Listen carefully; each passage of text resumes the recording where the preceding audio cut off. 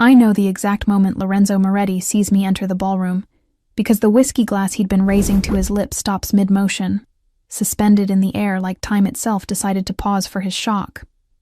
And even from across the crowded space filled with the city's most dangerous men in expensive suits, I can feel the weight of his stare tracking my every movement with an intensity that makes my skin prickle with awareness. I absolutely refuse to acknowledge his satisfaction. The dress I'm wearing cost more than my old car, and fits like it was designed specifically to make every man in this room forget how to breathe properly. All deep emerald silk that matches my eyes and a neckline that suggests rather than reveals, and I'd chosen it with deliberate calculation. Because tonight isn't about blending into the background like I spent my entire adolescence doing. Tonight is about making sure Lorenzo Moretti finally sees me as something other than the awkward girl who used to follow him around like a lost puppy, desperate for scraps of attention. Alessandro's hand is warm and steady on my lower back as he guides me into the ballroom with the easy confidence of someone who knows he's one of the most powerful men in the room. And I'm hyper-aware of the fact that walking in on the arm of Lorenzo's younger brother is either the smartest or stupidest decision I've made in my 23 years of existence. Alessandro had been the one to suggest attending together when I'd mentioned I had an invitation to the Moretti family's annual charity gala, his smile knowing and slightly wicked when he'd offered to be my escort. And I'd said yes because the alternative was showing up alone and looking like I was still pining after his older brother like some pathetic romantic. Minus, you're causing quite the stir, Bella. I don't think I've ever seen my brother look quite so murderous while holding expensive liquor. Alessandro's voice is amused as he leans close enough that his breath tickles my ear, and I force myself not to look in Lorenzo's direction, even though every nerve ending in my body is screaming at me to confirm what Alessandro is suggesting. Your brother doesn't care what I do or who I do it with. He made that abundantly clear when he set me up with his accountant 6 months ago, like I was a charity case that needed help finding a date. The memory of that particular humiliation still stings, despite the time that's passed.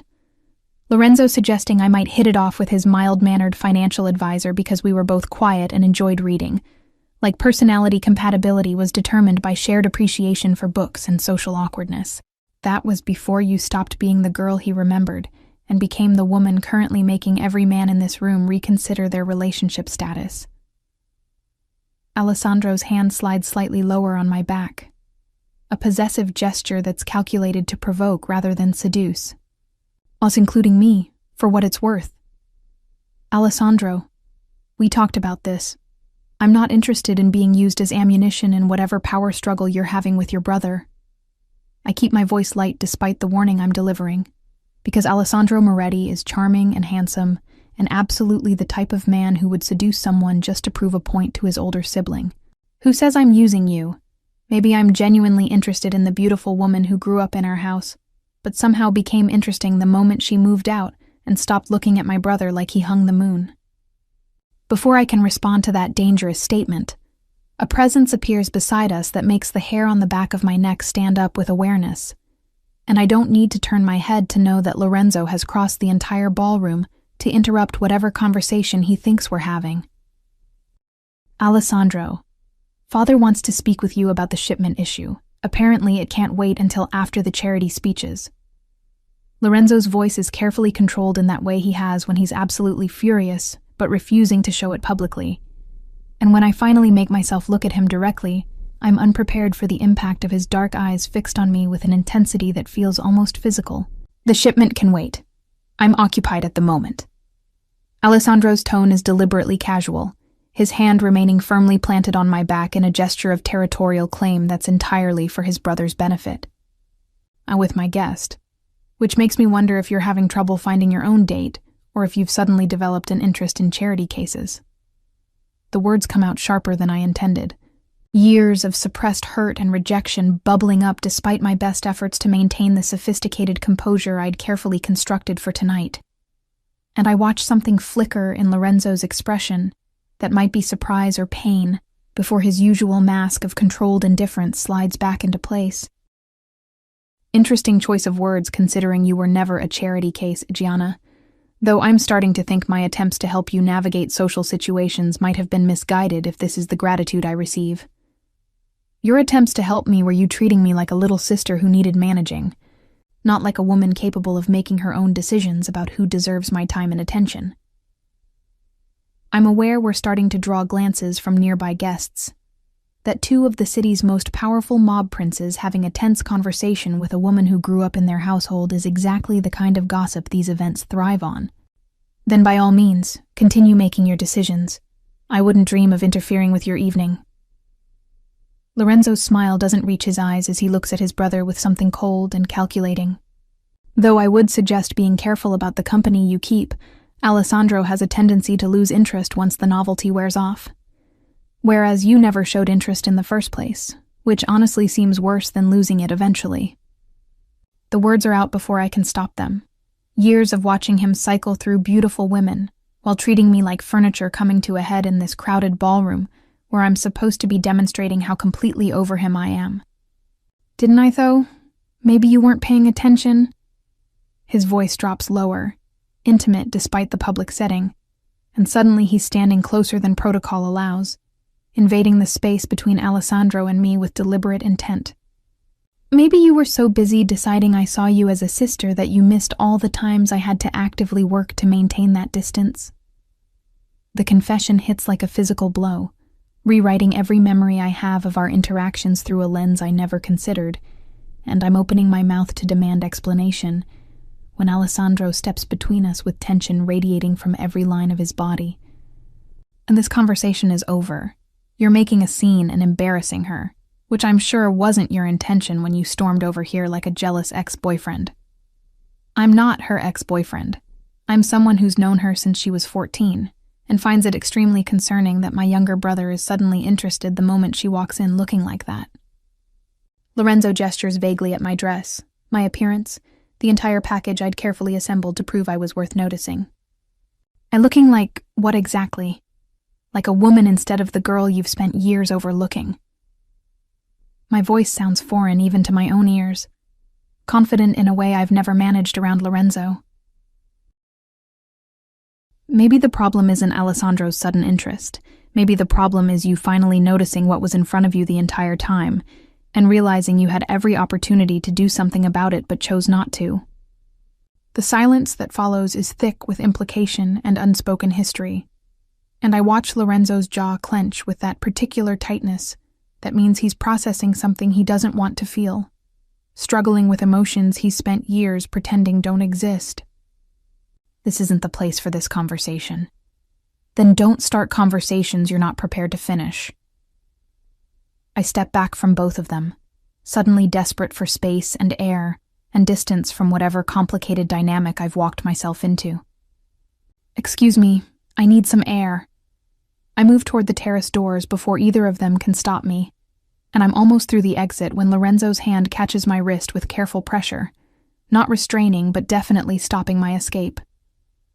Gianna, wait. Why? So you can tell me more about how you were protecting me from yourself by pushing me away. Or maybe you want to explain how watching you with other women for years was somehow for my own good. I turn to face him fully, and this close I can see the conflict in his expression. The war between control and desire playing out in real time. And I want to tell you that seeing you walk in here with Alessandro made me want to do extremely violent things to my own brother, and that terrifies me more than I'm willing to admit. Good. Maybe terror will teach you what years of indifference taught me, which is that wanting something from a distance doesn't mean you deserve it when you finally decide to reach for it. I pull my wrist free and disappear onto the terrace, leaving him standing there in the doorway watching me go. And as the cool night air hits my heated skin, I realize this is only the beginning of whatever complicated disaster we're walking into together. Chapter 2. When she was just the awkward girl. Standing on the terrace trying to catch my breath and slow my racing heart, I can't help but be pulled back to the first time Lorenzo Moretti noticed I existed, which was 12 years ago when I was 14 and crying in the library of his family's estate because some boy from my high school had told me I was too plain and bookish to ever be worth dating. I'd been living with the Morettis for 3 months by then after my parents died in a car accident, and their family took me in because my father had worked security for the organization, and loyalty extended to caring for the orphans of fallen soldiers. And I'd been doing my best to stay invisible and grateful and not make waves in a household that already had enough drama without adding my teenage heartbreak to the mix. Lorenzo had been 22 then, just back from university, and already being groomed to take over the family business from his father. All sharp suits and sharper intelligence with a parade of beautiful women who looked like they belonged in magazines rather than real life. He'd found me in the library that afternoon when he was looking for some business document his father needed, and I can still remember the exact expression on his face when he saw me there with tears streaming down my cheeks and my nose red from crying. Something between concern and awkwardness that suggested he had no idea how to handle emotional teenage girls, but was going to try anyway because ignoring me seemed cruel. Hey, what's wrong? Did something happen at school? He'd sat down in the chair across from me with careful distance, not touching but present in a way that made me feel less alone with my embarrassment and pain. It's stupid. I'm being dramatic about something that doesn't matter. I'd tried to wipe away the tears and compose myself, because crying in front of Lorenzo Moretti felt like the ultimate humiliation when he already had to live with the charity case his family had taken in. If it made you cry, then it matters, at least enough to talk about it. His voice had been gentle in a way I'd never heard from him before, patient like he actually cared about whatever teenage problem had reduced me to tears in his father's library. So I'd told him, word for word, what that boy had said about how I was too serious and too plain, and how no guy would ever want someone who spent Friday nights reading instead of partying. And I'd watched Lorenzo's expression shift from concern to something darker that might have been anger on my behalf. That boy is an idiot who doesn't recognize value when it's directly in front of him. And someday, when you're older and more confident, you're going to meet someone who appreciates intelligence and substance over superficial flash. He'd leaned forward with his elbows on his knees, meeting my eyes with an intensity that made my 14-year-old heart do complicated things I didn't understand yet. You're not plain, Gianna. You're understated, which is completely different and far more interesting in the long run. You're just saying that because you feel sorry for me. I'm saying it because it's true, and because in a few years when you finish growing into yourself, you're going to be the kind of woman who stops traffic without even trying. He'd reached out and tucked a strand of hair behind my ear with surprising gentleness. Trust me on this. I know beautiful women when I see them, and you're going to be devastating once you figure out what you've got. That had been the moment I'd fallen completely and hopelessly in love with Lorenzo Moretti, sitting in that library with his hand still hovering near my face and his dark eyes looking at me like I might actually be worth something beyond charity and obligation. I'd spent the next 8 years watching him from a distance, learning everything about him, memorizing his preferences and his patterns, hoping desperately that someday he'd look at me again with that same intensity and see what I'd become instead of what I used to be. But he never did, or at least he never acted on it in any way I could recognize, and instead, I watched him cycle through women who looked nothing like me, all long legs and confidence and easy sensuality that I couldn't figure out how to emulate no matter how hard I tried.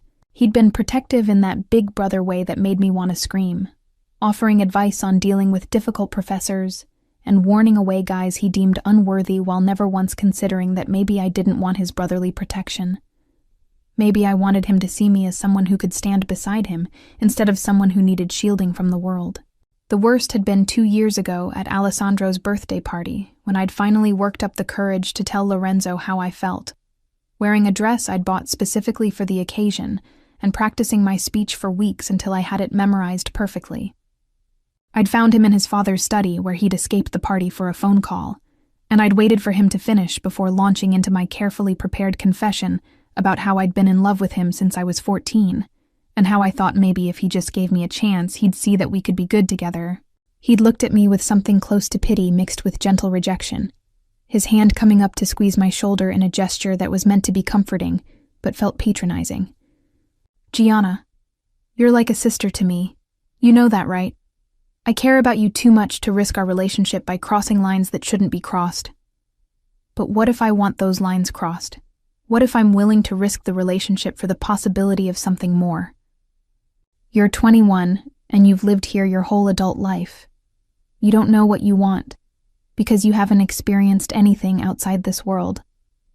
He'd been so certain, so absolutely convinced, that my feelings were just familiarity and proximity, rather than genuine desire.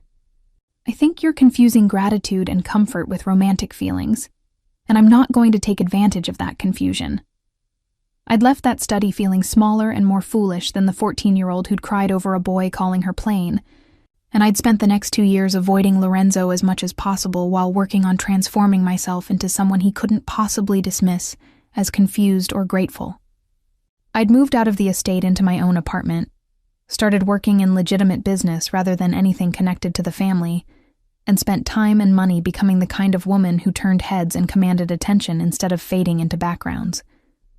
You're thinking about the past. I can tell by the way you're gripping that railing like you're trying to strangle it. Alessandro's voice pulls me back to the present, and I find him leaning against the terrace doorway with a champagne flute in each hand, offering me one with a knowing smile. Let me guess. Remembering all the times my idiot brother treated you like a child instead of seeing what was right in front of him.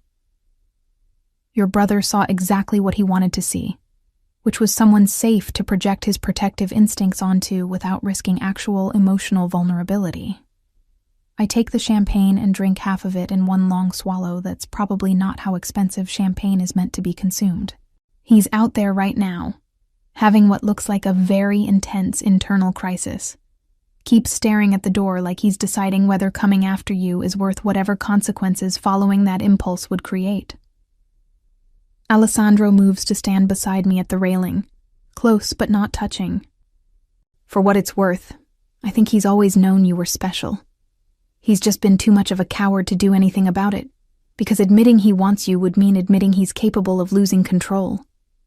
And you, what's your angle in all this? Because I don't believe for a second that you're helping me out of pure altruistic brotherly concern. My angle is that I genuinely find you fascinating, and watching my brother realize he's been an idiot for the better part of a decade is entertaining bonus content. His smile is sharp and honest in a way that's almost refreshing. Plus, there's something appealing about a woman who spent years being overlooked, suddenly having the power to bring the great Lorenzo Moretti to his knees with one dress and a well-timed entrance. I'm not trying to bring anyone to their knees. I'm trying to move on with my life without being defined by unrequited feelings for someone who made it clear I wasn't what he wanted. And yet here you are, at his family's event, wearing a dress that was clearly chosen to make him regret every decision he's ever made regarding you. Before I can argue with that uncomfortably accurate assessment, Lorenzo himself appears in the doorway, and the look on his face when he sees Alessandro standing close to me is pure murder barely restrained by years of self-control and family loyalty. My Alessandro, Father's looking for you. Something about the East Side territory dispute that apparently can't wait. Tell Father I'm occupied. He knows how to handle territory disputes without my input. Now, Alessandro. The command in Lorenzo's voice is absolute, the tone of someone who's used to being obeyed without question. And I watch the silent battle of wills play out between brothers who clearly have their own complicated dynamic that exists entirely separate from my presence. Alessandro sighs dramatically, but moves toward the door, pausing to press a kiss to my cheek that's clearly designed to provoke his brother. Save me a dance later, Bella. I want to see if you move as well as you look. Then it's just Lorenzo and me on the terrace with tension thick enough to cut. And I force myself to meet his eyes even though every instinct is screaming at me to run before this conversation can wound me any deeper than I've already been hurt. Ona, you're playing a dangerous game, using my brother to make me jealous. I'm not playing anything. I'm living my life. And if that makes you uncomfortable, then maybe you should examine why you suddenly care who I spend time with, when you've spent years making it clear you don't see me that way. I never said I don't see you that way. I said you were like a sister, which was a lie I told to protect both of us from something I knew I couldn't handle responsibly. Chapter 3. The glow-up that becomes a weapon. His confession hangs in the air between us like a grenade with the pin pulled, and I force myself to process what he just admitted while keeping my expression carefully neutral because showing Lorenzo Moretti how much his words affect me has never worked in my favor before, and I'm not about to start giving him that power now when I've spent 2 years building walls specifically designed to keep him out. A lie you told to protect us both. That's a convenient reframe of rejection that makes you sound noble instead of cowardly. I set down my champagne glass with deliberate precision, channeling every ounce of the confidence I've spent years cultivating. But let's be clear about what actually happened. I offered you something real and vulnerable, and you decided it was safer to dismiss it as confused gratitude, rather than risk admitting you might actually want something you couldn't control. You were 21 and living under my family's roof. Taking advantage of that situation would have made me exactly the kind of man I've spent my life trying not to become. He moves closer with that predatory grace that used to make my knees weak and still does despite my best efforts to remain unaffected. So yes, I lied. I called you a sister when what I really wanted was to lock you in my room and make sure no other man ever looked at you the way I did. And yet somehow you managed to resist that urge for 2 whole years while I watched you parade women through your life who were everything I wasn't. Those women were distractions. Attempts to convince myself that what I felt for you was just misplaced protective instinct, rather than something darker and more complicated. His hand comes up to grip the railing beside me, effectively caging me in without actually touching. Clearly, that strategy was less successful than I'd hoped, given that seeing you tonight in that dress with my brother's hand on your back made me want to commit violence. You don't get to be jealous. You lost that right when you decided I wasn't worth the risk of complications. I duck under his arm and move away, because staying this close to him while he's admitting things I've waited years to hear is dangerous to the composure I need to maintain. I'm not the same girl who cried in your library or confessed her feelings in your father's study. I don't need your protection or your belated realization that maybe I was worth more than brotherly affection. No, you're not the same girl. You're the woman I knew you'd become, except somehow more devastating than I imagined possible. His voice follows me across the terrace, low and rough with emotion he's barely containing. And watching you walk away from me is significantly harder than pushing you away ever was. Then maybe you should have thought about that before spending years making me feel invisible while you figured out your emotional damage. I move back toward the ballroom because this conversation is heading somewhere dangerous, and I'm not ready to forgive him just because he's finally saying things I wanted to hear when I was too young to know better than to believe them. The party has shifted into full swing by the time I return. Music and dancing, and dangerous men conducting business under the guise of charity. And I'm immediately intercepted by Alessandro, who appears with perfect timing, and a knowing smile that suggests he's been watching the terrace door waiting for my return. That looked intense. Should I be concerned that my brother is about to do something dramatically stupid, or is he still in the denial phase of his emotional crisis? Your brother is in the making declarations phase, which is somehow worse than denial because now I have to deal with the fact that he's finally admitting feelings while still being fundamentally the same person who hurt me. I accept the fresh champagne he offers, because apparently drinking is my coping mechanism for this entire evening. So you don't believe him. You think he's just reacting to seeing you with me, rather than genuinely recognizing what he's been running from. I think he's jealous and possessive and used to getting what he wants. And right now what he wants is to win a competition he's decided exists between you. And if I told you I'm genuinely interested in spending time with you regardless of whether it makes my brother lose his mind, would you believe that, or assume I'm also just playing games? Alessandro's question catches me off guard, because his tone is serious rather than playful. And when I look at him properly, I see something in his expression that might actually be authentic interest, rather than strategic manipulation. And I'd say that's a complication I'm not equipped to handle right now, when I'm still processing the first complication. Fair enough. Though for what it's worth, I think you underestimate how much power you have in this situation. He gestures toward where Lorenzo is standing across the ballroom, attempting to look engaged in conversation with business associates while his attention is clearly fixed on us. Look at him. He can't stop watching you. Can't stop tracking your every movement like he's afraid you'll disappear if he looks away. That's not power. That's just him finally noticing what was always there and panicking about the fact that I'm not waiting around for him to figure out what he wants. Exactly. Which is why you hold all the cards right now. He wants something he can't have, and you get to decide whether he suffers or succeeds. Alessandro spins me into a dance position as a new song starts, pulling me onto the floor with the kind of confidence that comes from growing up in a world where everything is a power play.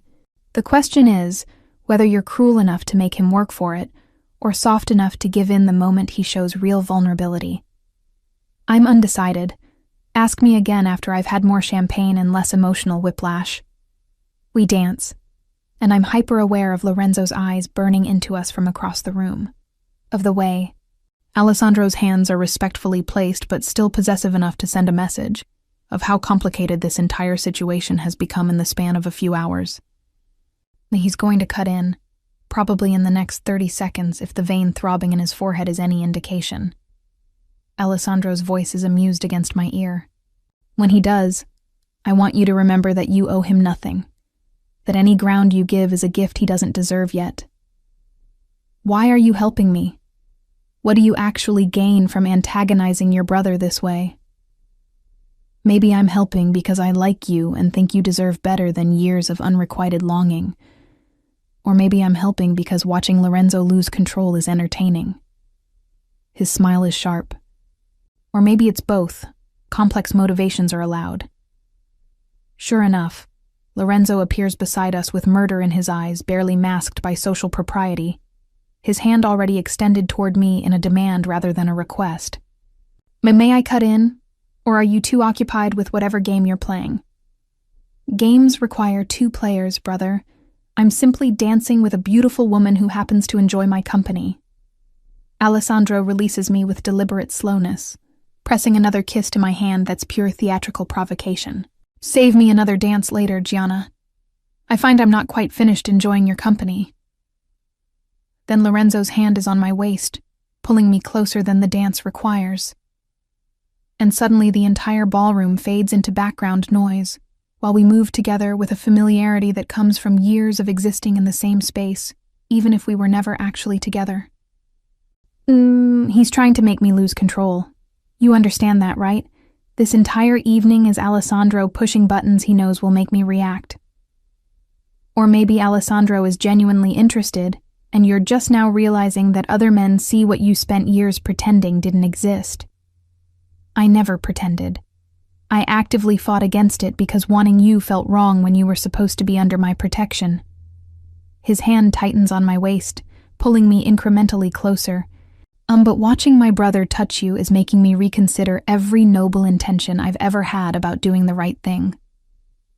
Noble intentions that left me alone and hurt, while you congratulated yourself on being honorable. Forgive me if I'm not impressed by your sudden crisis of conscience now that someone else is interested. You want me to grovel, want me to admit I was wrong and stupid, and every other thing you've probably called me in your head for the past 2 years. His voice drops lower, intimate despite the public setting. Fine. I was all of those things and worse. I hurt you because I was too much of a coward to risk the one genuine thing in my life, and now I'm watching you slip away while I finally figure out what I should have known from the moment you walked into that library at 14. And what's that? What revelation are you having that's so earth-shattering it required me showing up with your brother to finally break through? That you were never invisible to me. I just convinced myself you were, because the alternative was admitting I wanted something I had no right to take. Chapter 4. He pursues. She retreats. The days following the ball are a study in Lorenzo Moretti, trying to act like a man, who suddenly discovered emotions and has no idea how to process them without his usual cold calculation and strategic planning, which would be almost endearing if I wasn't still raw from years of being treated like furniture that occasionally needed dusting. He shows up at my apartment the morning after with coffee and pastries from the bakery. I mentioned loving once in passing 3 years ago, which means he's been paying attention even when I thought he wasn't, and I almost slammed the door in his face on principle before curiosity about what he possibly thinks he can say to fix this wins out over self-preservation. I brought breakfast, Also an apology that I've been practicing since 4 this morning when I gave up on sleep, and accepted that I'm not going to be able to function until we talk about everything I've been too stupid to say for the past 8 years. He's still in what looks like yesterday's suit, minus the jacket and tie, hair disheveled in a way I've never seen on him, and the exhaustion in his eyes suggests he's telling the truth about the sleepless night. A coffee and pastries don't undo years of rejection, Lorenzo. They're just expensive props in whatever performance you've decided to give about suddenly caring now that someone else might want what you spent years throwing away. I don't move from blocking my doorway because letting him into my space feels like surrendering ground I've fought too hard to claim. You're right. They don't undo anything. But I'm hoping they might buy me enough time to explain, without you slamming the door before I can finish my carefully prepared speech. His smile is self-deprecating in a way that's unfamiliar, and therefore somehow more dangerous than his usual confidence. Moss, I've been told I'm much more tolerable when people are eating my bribery pastries. Who told you that? One of the many women you dated while I was supposedly invisible. Alessandro, actually. During one of his lectures about how I'm an emotionally constipated idiot who's going to die alone surrounded by money and regret. He shifts the coffee and bag to one hand so he can run the other through his already messy hair. Now he's been surprisingly invested in making sure I understand exactly how badly I've handled everything regarding you.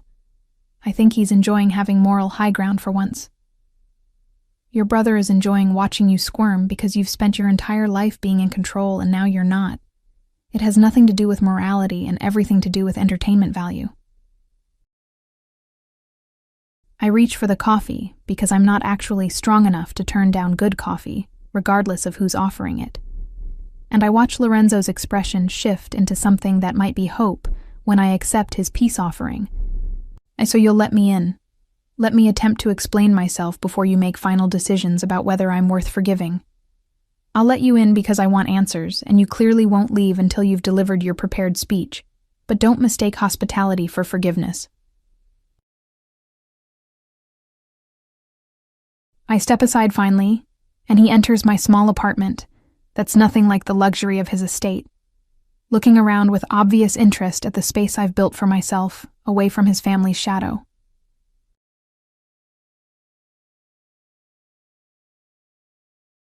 And it suits you, this place. All warm colors and books and the kind of personal touches that make it actually feel like a home instead of just expensive real estate. He sets the pastries on my small kitchen counter with care, like he's trying not to disrupt the space I've created. I always wondered where you went when you moved out, what kind of place you'd choose when you finally had the freedom to make it entirely yours. You could have visited any time in the past 2 years, instead of pretending I didn't exist beyond polite acknowledgement at family events. I stayed away because seeing you and not being able to touch you was becoming impossible, and I convinced myself that distance would make the wanting stop. He leans against my counter with his hands gripping the edge like he needs something to hold on to. Obviously, that strategy was spectacularly unsuccessful, given that I'm currently in your apartment at 7 in the morning, having not slept because I can't stop thinking about Alessandro's hands on you. Alessandro barely touched me. We danced at a public event, and he was completely respectful despite your jealous imagination creating scenarios that didn't happen. I'm aware, which somehow makes it worse because it means I'm not even jealous of what happened. I'm jealous of the possibility of what could happen if he decides to seriously pursue you. And if he does decide to pursue me, why would that be any of your business when you made it very clear 2 years ago that you weren't interested in being anything beyond my protective big brother figure? Because I lied. Because every single time I said you were like a sister, I was actually thinking extremely non-brotherly things that would have gotten me arrested if I'd acted on them when you were living under my roof. His voice has gone rough with frustration and what sounds like genuine distress. You want honesty? Fine. I've been attracted to you since you were 18, and it terrified me because you were supposed to be safe. You were supposed to be the one person in my life who wasn't contaminated by violence and manipulation and all the darkness I swim in daily. So your solution was to make me feel like I wasn't good enough, instead of just being honest about your feelings like an adult. My solution was to protect you from me, from my world, from the fact that being connected to me in any romantic capacity would paint a target on your back that I wasn't willing to risk. He moves closer, but stops himself before actually touching me, hands flexing at his sides like he's physically restraining the impulse. But then you moved out and started building a life separate from the family, and I realized the target existed anyway because you grew up in my house, and everyone knows you're important to us, which meant I'd sacrificed our happiness for safety you didn't actually have. That sounds like a convenient realization that coincidentally arrived right around the same time Alessandro showed interest. Alessandro showing interest was the catalyst, not the cause. It made me confront the fact that I was going to have to watch you build a life with someone else because I'd been too much of a coward to risk rejection and vulnerability. Before I can respond, my phone buzzes with a text that I glance at reflexively, and Lorenzo's eyes track the movement with predatory focus before his expression goes carefully blank in that way that means he's processing something he doesn't like. Let me guess. My brother checking to see if you survived my inevitable morning visit. Alessandro is checking to see if I want to have lunch later this week, which is none of your business and not something you get to have opinions about.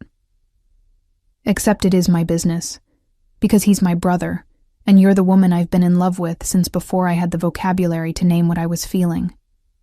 The confession comes out harsh and unpolished, nothing like the smooth declaration I'm sure he'd planned. So yes, I have opinions about him pursuing you, specifically that I'd rather cut off my own hand than watch it happen while I do nothing.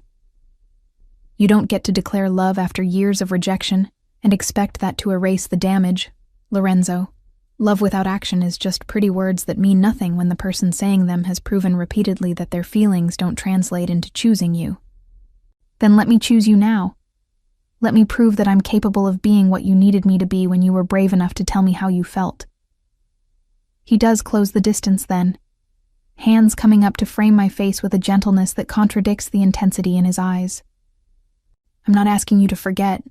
I'm asking for the chance to build new memories that might eventually outweigh the bad ones. And what happens when the novelty wears off and you remember all the reasons you convinced yourself this was a bad idea? What happens when protecting me starts feeling like a burden instead of a privilege? Then you walk away and I live with the consequences of failing you twice. But at least we'll both know I tried instead of spending the rest of our lives wondering what if. His thumb strokes across my cheekbone, and I'm dangerously close to forgetting why letting him back in is a terrible idea when my apartment door buzzes with someone at the main entrance, and Lorenzo's hands drop immediately as tension floods back into his shoulders. Are you expecting someone? Alessandro said he might stop by with those files I needed for work. The look on Lorenzo's face would be funny if the situation wasn't so complicated. Pure frustration mixed with resignation that his brother has perfect timing for ruining moments. Of course he did, because why would my attempt at reconciliation happen without Alessandro's interference? Chapter 5. The Brother in the Middle of Fire. I buzz Alessandro in because refusing would only make this situation more awkward than it already is, and I watch Lorenzo's jaw clench with barely contained frustration as his brother's footsteps echo up the stairs toward my apartment. The tension in my small living space is suffocating.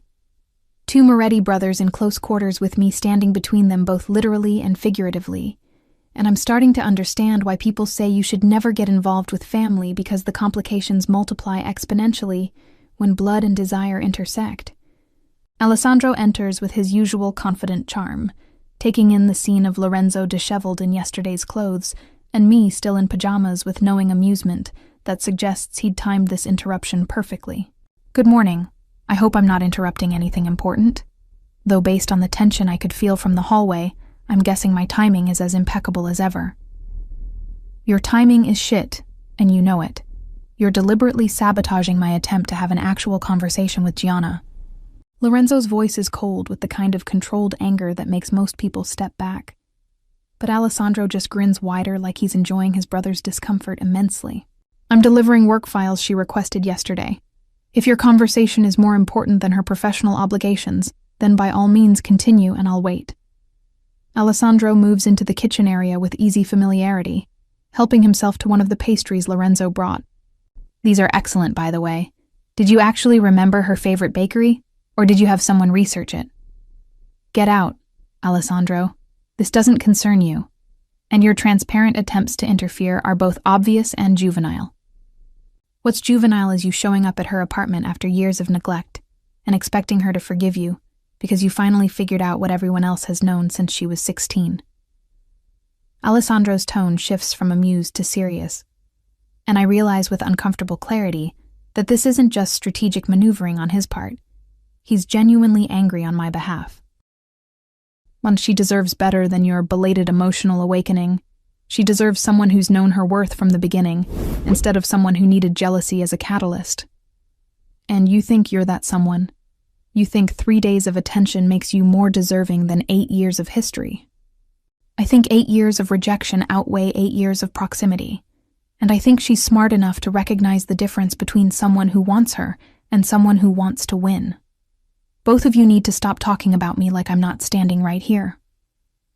My voice cuts through their argument with more force than I intended, years of being discussed instead of included finally hitting a breaking point. I'm not a prize to be won or a territory to be claimed in whatever power struggle you're having. I'm a person who gets to make her own decisions about who deserves her time and energy. They both turn to look at me with identical expressions of chagrin that would be funny if I wasn't so frustrated with the entire situation, and I watch Alessandro's face shift into something more genuine and less performative. You're right. I apologize for speaking about you like you're not here making your own choices.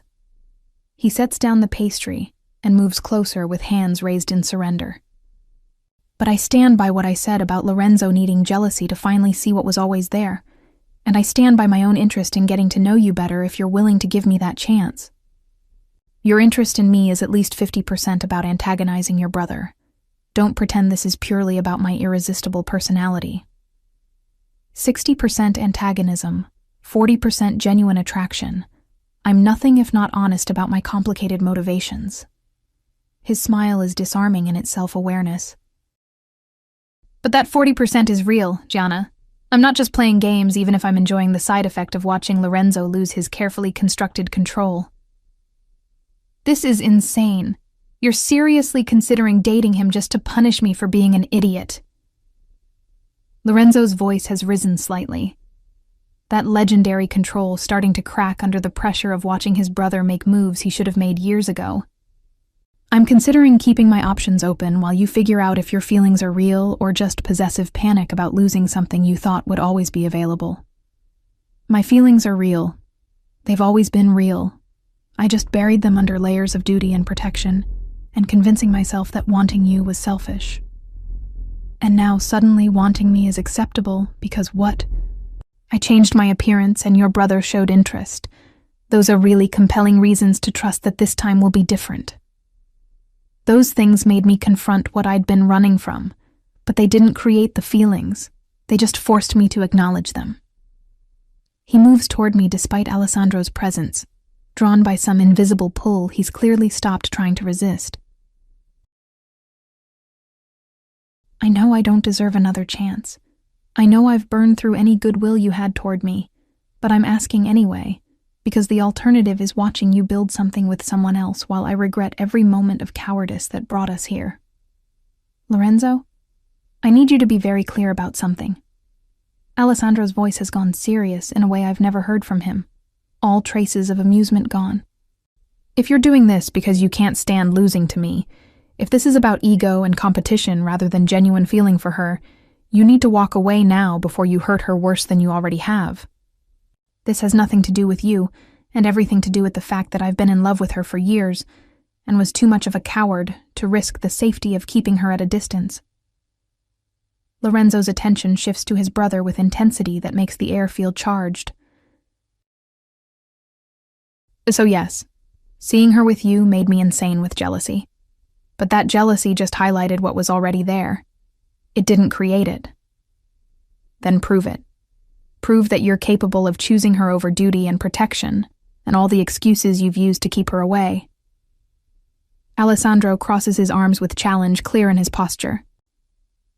Because I'm not stepping back just because you've suddenly decided to join the competition. If you want her, you're going to have to actually fight for her, instead of expecting her to wait around while you process your emotional damage. I'm not waiting around for anyone. I'm going to work, and you're both going to leave so I can have space to think without two Moretti brothers filling my apartment with testosterone and unresolved sibling dynamics. I grab my phone and the files Alessandro brought, needing distance from both of them before I do something stupid like actually believing Lorenzo's declarations or falling for Alessandro's charm. Gianna? Wait. No, Lorenzo. You wait. You've had years to figure this out, and I'm done putting my life on hold while you decide if I'm worth the risk. I move toward my bedroom to change for work, pausing at the door to look at both of them. When you figure out if this is real or just ego, you know where to find me. Until then, I'm going to live my life and see what happens without treating your emotional journey as my primary concern. I close the bedroom door on whatever response they might have, and through the wall, I can hear the low murmur of their continued argument. Two brothers fighting over something neither of them has any right to claim until I decide they've earned it. Chapter 6. The Night That Shouldn't Happen. 3 days of radio silence from both Moretti brothers feels like a gift and a curse simultaneously. The peace allowing me to actually focus on work without testosterone-fueled drama, while the quiet also gives me too much time to replay every conversation and confession until I can't tell what's real versus what's strategic manipulation. I'm working late at the office because going home means sitting alone with my thoughts, and I don't hear Lorenzo enter until his reflection appears in my computer screen, standing in the doorway of my small office like he's been there for a while just watching me work. You're going to give yourself eye strain staring at that screen in the dark. Also, your security downstairs is terrible if they let me walk right up without calling ahead. His voice is quieter than usual, missing the edge of command that typically characterizes every word. And when I finally turn to look at him properly, I see exhaustion written across his features that suggests the silence has been as difficult for him as it has been for me. What are you doing here? I thought I made it clear that I needed space to think without you hovering and making declarations. You did, which is why I've been staying away, even though every instinct I have has been screaming at me to show up and demand you listen to more apologies. He moves into the office slowly, closing the door behind him with a quiet click that makes the space feel suddenly smaller and more intimate. But I'm here now because 3 days of trying to respect your boundaries has taught me that I'm significantly worse at patience than I thought. And because Alessandro mentioned he's taking you to dinner tomorrow, which made me realize waiting politely might mean waiting forever. So you're here to stake your claim before your brother has a chance to actually follow through on his interest. That's exactly the kind of possessive nonsense I told you I wasn't interested in entertaining. I'm here because I miss you. Because 3 days without seeing you or talking to you has been harder than 2 years of pretending I didn't want you. He stops a few feet away, maintaining distance like he's trying to prove he can respect boundaries, even when everything about his body language suggests he wants to close the gap. And yes, knowing Alessandro is taking you to dinner makes me want to do violent things, but that's not why I'm here. I'm here because I can't stay away anymore, regardless of strategic timing or brotherly competition. You can't just show up whenever the waiting gets hard and expect me to drop everything to manage your feelings. I have work to finish and a life to live that doesn't revolve around your emotional schedule. I turn back to my computer because looking at him is dangerous when he's being vulnerable and honest instead of cold and controlled, and I hear him move closer until he's standing right behind my chair with his hands resting on the back near my shoulders. Then tell me to leave. Tell me you don't want me here, and I'll walk out and leave you alone to finish your work and prepare for your dinner with my brother. His voice is close enough that I can feel his breath against my hair. But if you can't tell me to leave, if there's even a small part of you that wants me to stay, then let me be here while you work. Let me prove I can exist in your space without demanding anything beyond your presence. The problem is, I can't tell him to leave, despite every logical reason. I have to protect myself from getting hurt again, I can't make the words form, because some traitorous part of me has been waiting for him to show up exactly like this, stripped of his usual armor and admitting things that make him vulnerable instead of powerful. You can stay, but you have to be quiet because I actually need to finish this report before tomorrow. I can be quiet. He settles into the chair across from my desk, long legs stretched out and arms crossed over his chest in a posture that suggests he's prepared to wait as long as necessary. And I try to focus on my work while hyper-aware of his presence filling my small office with tension that has nothing to do with the financial reports I'm supposed to be analyzing. An hour passes in silence, broken only by typing and the occasional rustle of Lorenzo shifting position, and I'm almost successful at forgetting he's there until I feel his eyes on me with that particular intensity that makes my skin prickle. And when I look up, I find him watching me with an expression I can't quite read that might be longing or regret or possibly both. And what? Nothing, just realizing how many hours I could have spent exactly like this over the years if I hadn't been so determined to keep you at a distance. Watching me work on boring financial reports, you have very low standards for quality time.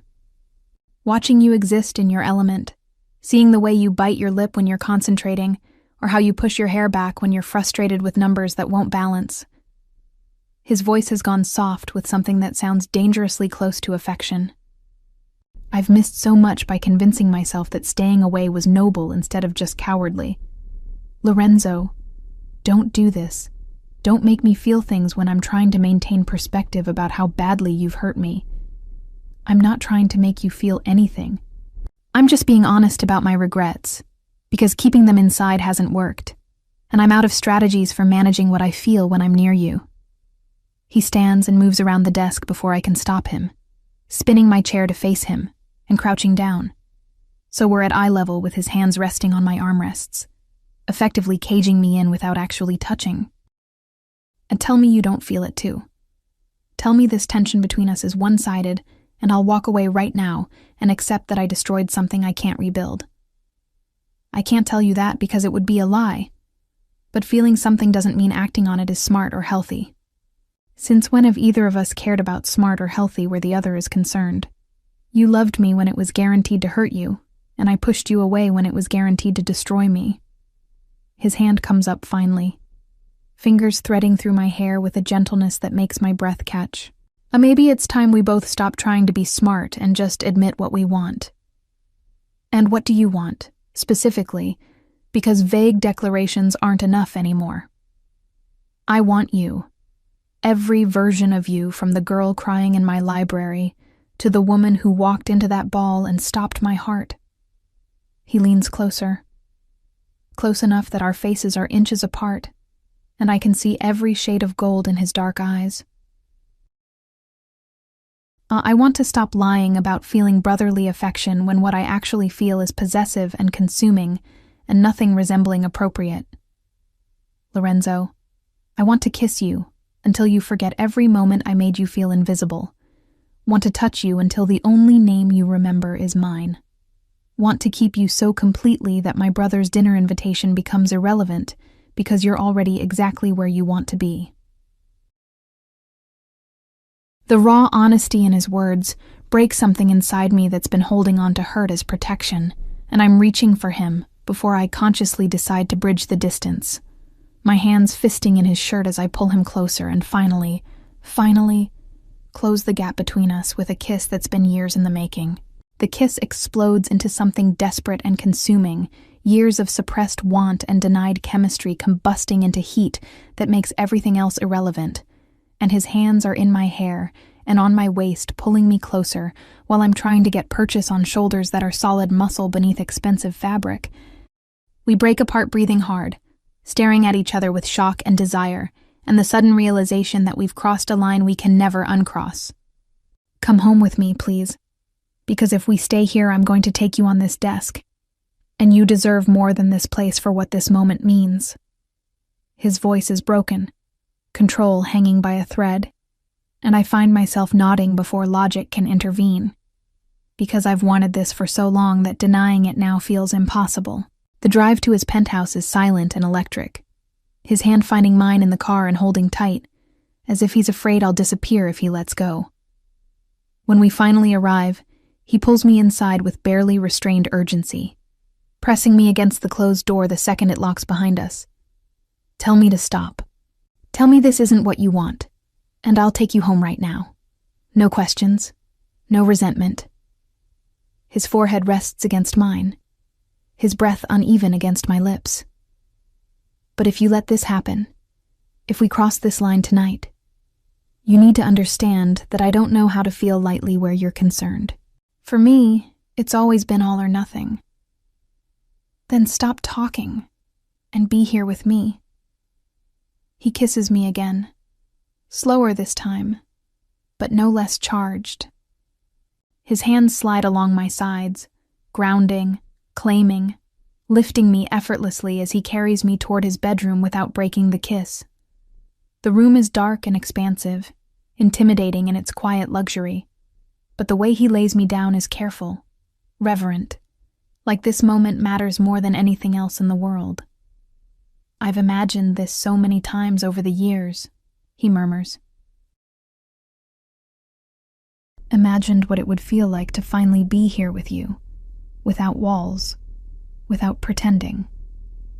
His lips trace along my jaw, my neck, lingering just long enough to make my breath catch. But the reality is so much more overwhelming than anything I allowed myself to hope for. His presence surrounds me, steady and deliberate, as if he's memorizing every breath, every reaction. When he draws closer, it's unhurried, intentional, like I'm something precious, rather than fleeting. I reach for him too, needing to close the distance, needing to be sure this is real, that he's real. You have no idea how beautiful you are, he says quietly, almost like it hurts to admit it, or how much time I wasted convincing myself I was protecting you when I was really just afraid. His voice roughens, filled with emotion he can no longer hide. I won't waste another moment pretending I don't want this. Or you. Lorenzo, I whisper, my control slipping. Stop talking about what you should have done, and stay right here with me. Tell me what you need, he says softly. Tell me what makes you feel safe, what makes you feel wanted, and I won't miss it. His touch is steady, grounding, sending a quiet fire through me that makes it impossible to think straight. He doesn't rush, doesn't take. He listens, learns, responds, as if every sound I make matters. That's it, he murmurs. I just want to know you're here with me. When the last of my hesitation fades, I feel exposed in a way that has nothing to do with vulnerability of the body, and he must sense it, because he pauses, one hand lifting to my face with unexpected gentleness. We can stop, he says quietly. We don't have to do this tonight if you're not ready. I've been ready for 8 years, I tell him. Stop holding back, and just stay.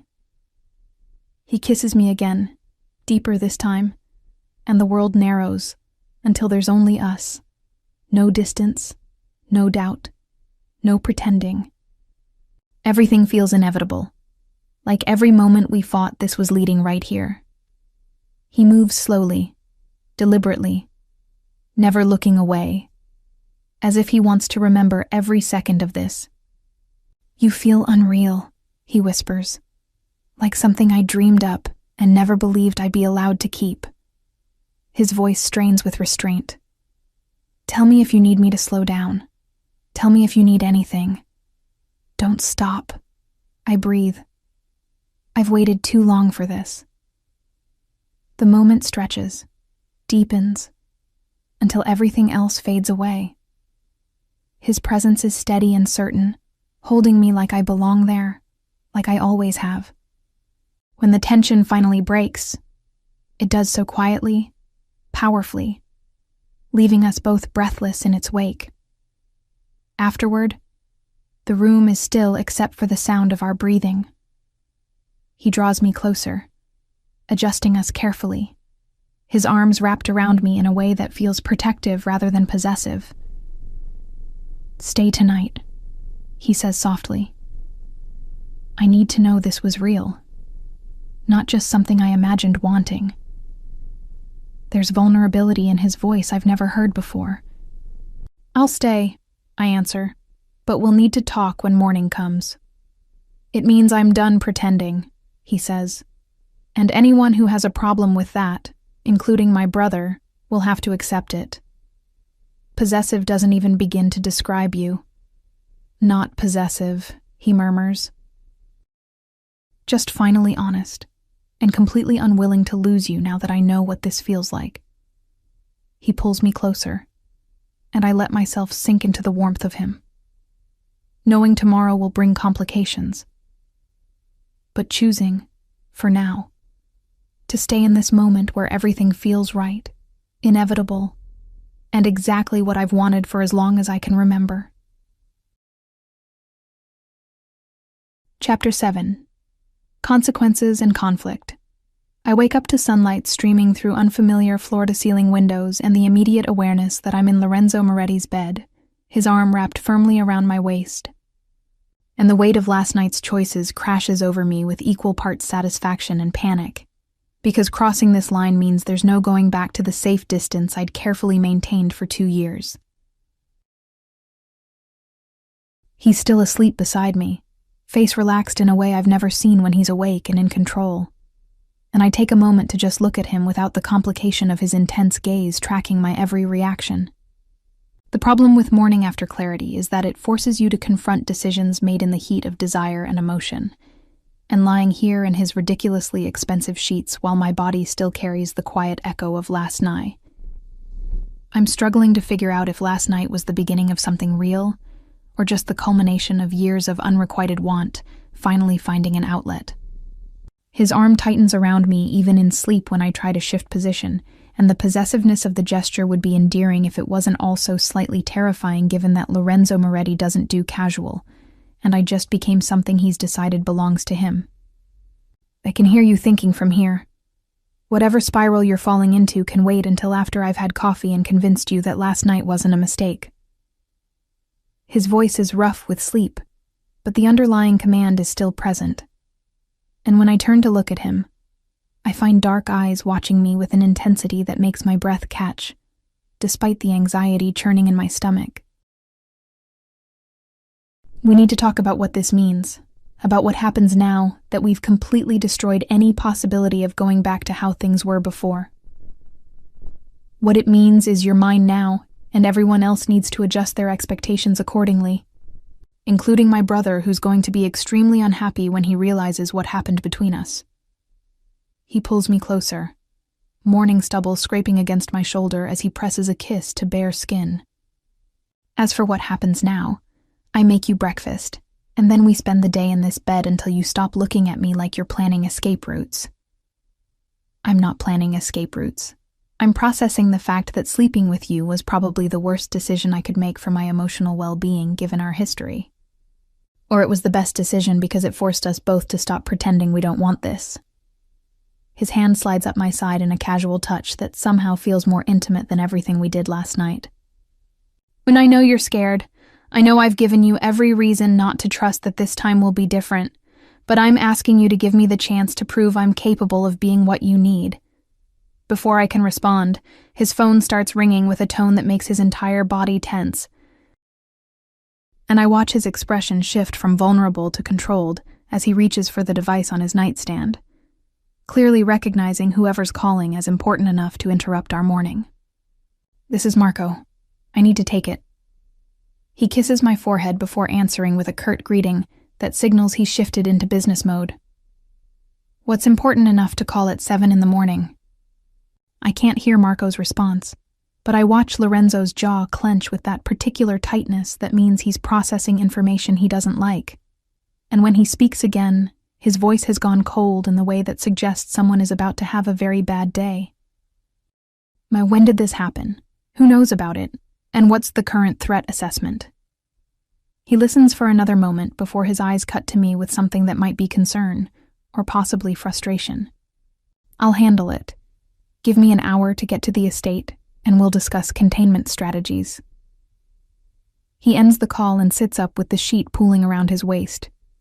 Running a hand through already disheveled hair in a gesture of frustration I'm starting to recognize as his tell for when things are spiraling beyond his control. "Alessandro knows you're here. Apparently he showed up at your apartment this morning with coffee, and apologies for our argument, and when you didn't answer, he tracked your phone location." "He tracked my phone. That's completely insane and also probably illegal. Welcome to my family where privacy is a suggestion and everyone has resources to find anyone at any time." His smile is humorless. The bigger problem is that he knows you're at my penthouse, which means he knows what happened last night. And based on Marco's report, he's currently at the estate demanding to speak with me about betraying brotherly trust and stealing what he'd claimed. I'm not something that can be claimed or stolen. I'm a person who made a choice about who I wanted to be with. I know that, and you know that. But Alessandro is going to see this as me using my position in history with you to win a competition he thinks we were having. He stands and starts pulling on clothes with efficient movements. And I need to go handle this before he does something dramatically stupid that escalates the situation beyond simple jealousy. What am I supposed to do? Just wait here like a good little possession while you deal with your brother's hurt feelings? You're supposed to stay here where you're safe and protected while I make it clear to everyone, including Alessandro, that you're not available for pursuit or negotiation. He's back in full command mode now, the vulnerable man from moments ago buried under layers of cold calculation. I'll be back within a few hours, and then we can continue our conversation about what this means and where we go from here. Lorenzo, you can't just leave after last night without actually talking about what we're doing. You can't revert to issuing commands and expecting me to obey just because we slept together. He crosses back to the bed and cups my face with both hands, forcing me to look at him directly. And what we're doing is building something real. What we're doing is me finally claiming what I should have years ago and making sure everyone knows you're off limits. His kiss is hard and possessive. Stay here. Let me handle my family. And when I get back, we'll have all the time you need to process and discuss and whatever else helps you trust that I'm serious about this. Then he's gone, leaving me alone in his massive bed surrounded by expensive sheets and the lingering scent of his cologne. And I'm faced with the choice of either obeying his command to stay or asserting my independence by leaving and dealing with the consequences.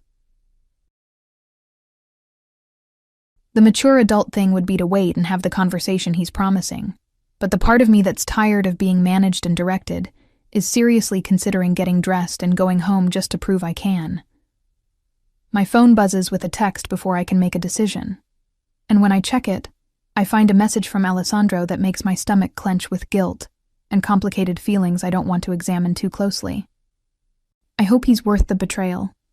I genuinely thought we were building something real, but apparently I was just a convenient catalyst for his jealousy. Be careful with my brother. He's very good at making you feel like you matter until something more important demands his attention. The message sits heavy in my chest because Alessandro isn't entirely wrong. I did use his interest as leverage whether I consciously intended to or not. And now he's hurt, and I'm responsible for adding another complication to an already messy situation. I'm still staring at the text trying to figure out how to respond when my phone rings with Lorenzo's name flashing across the screen. Don't respond to Alessandro's text. Don't engage with whatever guilt trip he's attempting. Just stay where you are until I get back. How did you know he texted me? Because I know my brother and I know he's going to try to make you feel guilty for choosing me over him. His voice is tight with controlled anger. He's hurt and lashing out, which I understand. But you're not responsible for managing his emotions or apologizing for wanting me instead of him. Maybe I should apologize, though.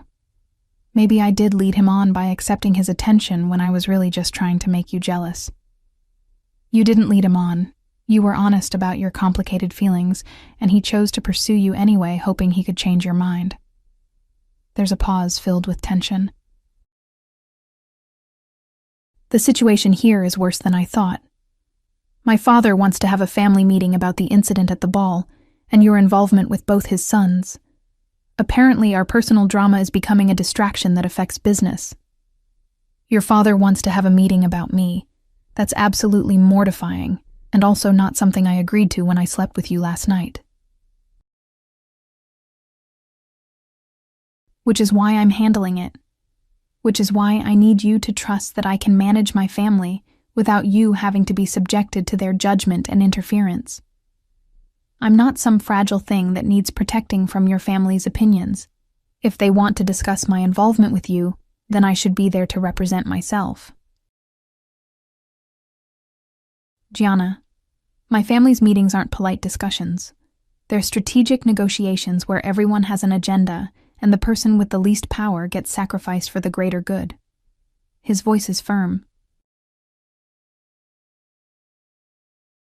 I'm not letting you walk into that situation unprepared and unprotected. So please, just this once, let me handle it my way. I want to argue, want to insist on my right to be present for conversations about my own life. But the genuine concern in his voice makes me hesitate, because maybe he's right, that walking into a Moretti family meeting without preparation would be walking into a trap I'm not equipped to navigate. Ken, fine. I'll wait. But you need to come back and actually talk to me instead of just issuing commands and expecting compliance. I promise. We'll talk about everything. Just give me a few hours to make sure my family understands that you're not negotiable. He ends the call and I'm left sitting in his bed trying to decide if trusting Lorenzo Moretti with my heart after one night together is brave or just incredibly stupid, and whether the way Alessandro's text made me feel guilty means I'm not as over the complication of two brothers as I thought I was. Chapter 8. What he always denied. The family meeting apparently goes as badly as Lorenzo predicted, based on the fact that he returns 4 hours later looking like he's aged several years and is carrying the particular tension that comes from fighting battles on multiple fronts simultaneously. I'm dressed by then and sitting in his living room with coffee I made myself because waiting naked in his bed felt too much like playing the role of obedient mistress rather than equal partner. And when he sees me fully clothed, his expression shifts into something that might be disappointment or possibly relief that I haven't fled entirely. You got dressed. I was hoping you'd still be in bed where I left you looking thoroughly compromised and completely mine. I'm not staying in your bed like some kept woman waiting for you to return from handling business. If we're doing this, then we're doing it as equals, which means I get to have agency over where I sit and what I wear. Fair enough, though for the record you look significantly better naked and rumpled than you do dressed and defensive. He drops onto the couch beside me with a heaviness that suggests the meeting was worse than even he anticipated. My father thinks you're a distraction that's causing conflict between his sons and affecting family unity. Alessandro is convinced I manipulated you into my bed out of competitive spite, and half the family is taking sides in a dispute they don't actually understand because they're bored, and this is the most interesting drama we've had in years. So basically, I've become the subject of mob family gossip and political maneuvering. That's exactly what I wanted when I slept with you last night. I told them all to mind their own business, and that my personal life isn't up for family vote or approval, which went over about as well as you'd expect, with people who think they have a right to opinions about everything I do. He reaches for my hand, threading our fingers together with a gentleness that contradicts the tension in his shoulders. Alessandro is the biggest problem. He's genuinely hurt and feeling betrayed, and I can't entirely blame him, because from his perspective I waited until he showed interest, and then swooped in to claim what he was pursuing. Did you, though? Did you only want me because he wanted me first? No, I wanted you long before Alessandro ever looked at you as anything other than the girl who grew up in our house. But his interest made me confront the fact that I was going to lose you if I didn't stop being a coward about my feelings. His grip on my hand tightens. The truth is, I've been in love with you since you were 18. And it terrified me because you were supposed to be safe and protected and completely off limits. And loving you meant risking the one genuine relationship I had that wasn't contaminated by violence and obligation. So you pushed me away for years and let me think I wasn't good enough because you were scared of your own feelings. Yes, and it was selfish and cowardly and every other thing you've probably called me in your head. But I'm done running from it now, even if it means dealing with family drama and Alessandro's justified anger. What if I'm not done being angry? What if one night together doesn't erase years of hurt and rejection? Then you stay angry while I prove through consistent action that I've changed, and that this time I'm choosing you over duty and family expectations and all the excuses I used to keep you at a distance. He pulls me closer until I'm practically in his lap. I'm asking for a real chance, not forgiveness or instant trust, just the opportunity to show you that the man who pushed you away isn't the man I am now. The thing is, I want to believe him. Want to trust that this is real and lasting instead of just another version of him maintaining control. But the years of hurt and disappointment make it hard to accept that he's genuinely capable of prioritizing me when his track record suggests otherwise. I need time. I need to see that you actually follow through on these promises before I can trust that this isn't just temporary insanity brought on by jealousy and desire. How much time? Give me a timeline so I know what I'm working with. I don't know. However long it takes for me to believe that you're serious about this, and not just caught up in the drama of finally getting something you thought you couldn't have. Then I'll take however long you need. I'll show up every day and prove that you're my priority until you can't deny it anymore. His kiss is soft and careful, asking rather than demanding. But I'm not giving you space or distance. I'm staying close and present, and making sure you can't forget that I'm here fighting for us. 3 months later, Lorenzo keeps his word in ways that are simultaneously annoying and endearing, showing up at my apartment every morning with coffee and refusing to leave until he's convinced I'm eating properly, inserting himself into my work schedule and social life with the determination of someone who's decided I'm his priority regardless of my protests about independence. He's still controlling and possessive and completely incapable of not managing every detail of my safety. But there's a softness now that wasn't present before.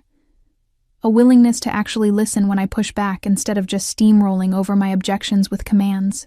Alessandro remains coldly polite in the rare occasions our paths cross at family events, his hurt transformed into distant courtesy that's somehow worse than open hostility, because it means he's written me off completely as someone who betrayed whatever trust we'd been building. Lorenzo tries to repair the relationship with his brother through gestures and apologies, but the damage appears permanent, creating a rift in the family that makes everyone uncomfortable and makes me feel guilty, despite Lorenzo's insistence that I'm not responsible for managing Alessandro's emotions. Tonight is the charity gala, exactly 3 months after the ball where everything changed, and I'm getting ready in Lorenzo's penthouse because I've been spending more nights here than at my own apartment, despite my protests about maintaining separate spaces. The dress I'm wearing is deep sapphire blue that Lorenzo specifically requested because he said it matches my eyes. And when I emerge from the bedroom, I find him waiting in a tuxedo that should be illegal for how well it fits. You're stunning. Every man at that gala is going to look at you and wish they were me. And you're going to spend the entire night glaring at anyone who looks too long. I know how this works by now. Absolutely. I'm extremely predictable about my possessive tendencies where you're concerned. He pulls me close for a kiss that threatens to make us late. Are you ready for this? For making our relationship public in front of the entire organization? As ready as I'll ever be, though I'm sure there will be whispers about how I manipulated both Moretti brothers. Let them whisper. Everyone who matters knows the truth about how long I've wanted you and how stubborn you were about making me work for it. The gala is exactly as overwhelming as I expected. All dangerous men in expensive suits and beautiful women dripping in jewels, and I'm hyper-aware of the attention we're drawing as Lorenzo keeps me close with his hand possessive on my lower back. Alessandro is there with a stunning brunette I don't recognize, making a point of looking completely unbothered by our presence, and I watch Lorenzo's expression tighten when he sees his brother with a date. He's trying to make a point, trying to show that he's moved on and isn't affected by us. Let him make whatever points he needs to make. We both know he's still hurt, and this is how he's coping. The evening passes in a blur of introductions and careful political navigation, Lorenzo introducing me as his girlfriend with a finality that makes it clear this isn't temporary or casual, and by the time we escape to the terrace for air, I'm exhausted from the performance of being perfectly poised under everyone's scrutiny. You were perfect in there. Handled every intrusive question and loaded comment with grace I didn't know you possessed. I learned from watching you navigate these events. though I prefer the version of you that exists in private where you're allowed to be vulnerable instead of constantly controlled. And the private version is exclusively yours. Everyone else gets the cold calculation. He turns me to face him with the city lights creating a backdrop that's almost romantic. I have something for you. Something I've been carrying around waiting for the right moment. He pulls out a small velvet box and my heart stops, because surely he's not proposing after only 3 months of actually being together. Surely he understands that I'm still figuring out if I can trust this completely. Before you panic, this isn't a proposal. I know we're not there yet, and I know you need more time to trust that I'm serious. He opens the box to reveal a delicate necklace with a pendant that catches the light. And this belonged to my mother. She left it to me with instructions to give it to the woman I knew I'd spend my life with, and I'm giving it to you now as a promise that I'm committed to proving I'm worth the risk. Lorenzo, I can't accept something that belonged to your mother when we've only been together 3 months. You can and you will, because she would have loved you, and because I need you to have something that shows everyone, including my family, that you're permanent in my life. He removes it from the box and fastens it around my neck with careful hands. I consider it a promise of intent, not pressure for commitment you're not ready to give. The weight of it against my skin feels significant in ways I'm not ready to process. And when I look at him, I see vulnerability beneath his usual confidence that makes my chest ache with complicated feelings. And what happens if I break your heart? What happens if I decide I can't trust you enough to fully commit? Then I'll live with that consequence and know I at least tried to be worthy of you instead of spending the rest of my life wondering what if. His kiss is interrupted by the sound of breaking glass from inside the ballroom, and suddenly, we're running back inside to find chaos and Alessandro standing over someone with blood on his knuckles and murder in his eyes. Epilogue. 6 months later, turns out Alessandro hadn't moved on nearly as well as he'd pretended, and the man he'd beaten at the gala was someone who'd made comments about me being a prize fought over by brothers, which triggered something in Alessandro that resulted in him hospitalizing the guy and creating a scandal that the family is still managing. Lorenzo had handled it with unexpected grace, defending his brother publicly, while privately telling him that violence over perceived insults to me wasn't helping anyone, and was just making the situation messier. The relationship between the brothers remained strained but functional, with Alessandro maintaining cold politeness that occasionally cracks into genuine conversation when he forgets to be angry. I've stopped feeling guilty about choosing Lorenzo, because Alessandro's made it clear through his actions that his interest was at least partly about competition with his brother. And the woman he's been seeing consistently for the past few months suggests he's genuinely moving on rather than just performing recovery. Lorenzo proposed properly last month after 9 months of consistently showing up and proving he meant every promise he'd made. And I'd said yes because somewhere in all the daily proof and consistent presence, I'd started to actually believe he was capable of prioritizing me. The ring currently sitting on my finger is elegant and understated, exactly what I would have chosen for myself if he'd asked. And the fact that he knew that without me telling him is proof of how much attention he's been paying. The wedding is set for next spring, small and intimate despite his family's protests that it should be a massive production. And I'm standing in his penthouse watching him handle business calls with the kind of cold efficiency that used to intimidate me, but now just makes me appreciate how he can compartmentalize between the dangerous man the world sees and the vulnerable person he is with me. He catches me watching and ends his call abruptly, moving to pull me close with hands that are gentle despite their capacity for violence. What are you thinking about so seriously? I'm thinking about how far we've come from that night at the ball when you saw me with Alessandro and finally admitted what you'd been running from. Best night of my life, despite how badly it started. Watching you walk in with my brother made me realize I was done lying to myself about what I wanted. And what about Alessandro? Do you think he'll ever fully forgive us? Eventually, maybe. My brother holds grudges, but he also loves family. And once he's genuinely moved on, he'll come around. Lorenzo's smile is slightly wicked, though watching him punch someone for insulting you suggested he still has complicated feelings about the whole situation. That was him being overprotective, not romantic. If you say so. My phone buzzes with a text, and I glance at it reflexively.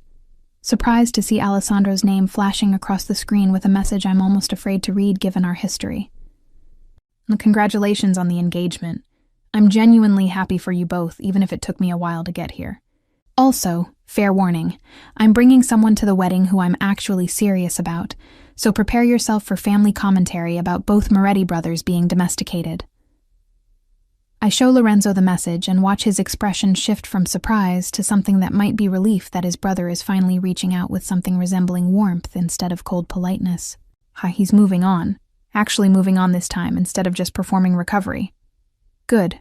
Maybe now family events will be less awkward. Don't count on it. We're Italian and dramatic.